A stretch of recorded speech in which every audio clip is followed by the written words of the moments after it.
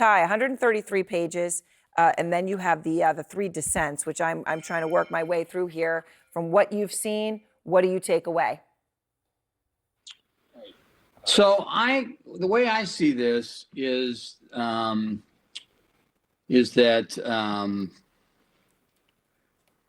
the Supreme Court has to take this. They can stay the dates in Colorado. They'll move expeditiously.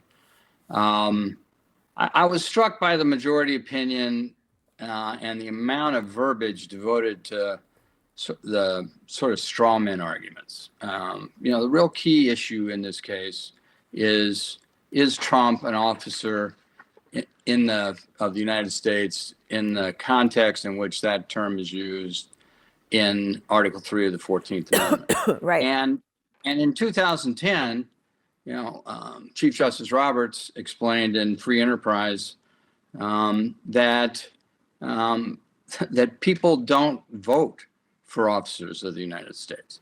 Article 2, officers of the United States, is commonly understood in the Constitution to refer to appointed officials. And to the extent that the president or the vice president are included as an officer or included within the admonitions of the Constitution, they are typically highlighted, like in the impeachment clause, which specifically says president, vice president.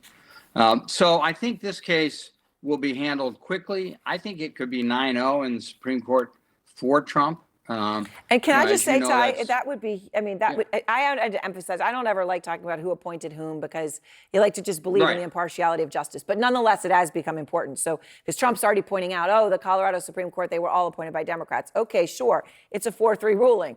They didn't all rule against you. A Supreme Court, where we often hear about how politicized it is, and I know we're looking into the distance here, but if you're looking at 9-0, that will sure be a statement. Yeah, I think I do believe it could be 9-0 because I think the law is clear. And as you'll recall, I was once an advocate of this position. There have been multiple law review articles, the most prominent by Bill Bode and his colleague. I was on a panel with Professor Bode at the University of Chicago Institute of Politics discussing this, and heard his views. And his scholarship is excellent. On the other hand, there are multiple competing scholars who disagree and highlight the point that I just made about the multiple Supreme Court decisions, which are 3, that do not conclude that officers, as used in the context, as this context, include the president or the vice president. And after. There have been many constitutional professors, Steve Calabrese of Northwestern, probably the most prominent one, who, after reading all the scholarship, changed his mind. He was originally a supporter of the idea that this outcome was appropriate, but he later concluded, despite his strong feelings against Trump, that Trump would have to be beaten at the ballot box. And I think, sadly, that's the case. And it will be a race to get there. The Supreme Court, though, will not hesitate to move quickly on this. They know what the stakes are. They know what their responsibility is. Right. And they can delay some of these Colorado dates to the extent that they feel they're obligated to or have to.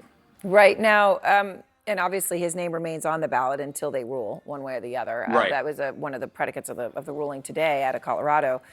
You hear the music, Ty. That music is from Trump's rally in Waterloo, Iowa. He's there and he's on stage, and right now he's basking in the music and the crowd, and then he'll obviously speak. Now we have this statement, but I think that when I just said to David Axelrod that a Republican in another swing state who is dealing with some of these issues comment was that this ruling would supercharge the extremists. Sadly, what do you think? As true. he walks out there, is this something he sees as basically a win in a certain sense?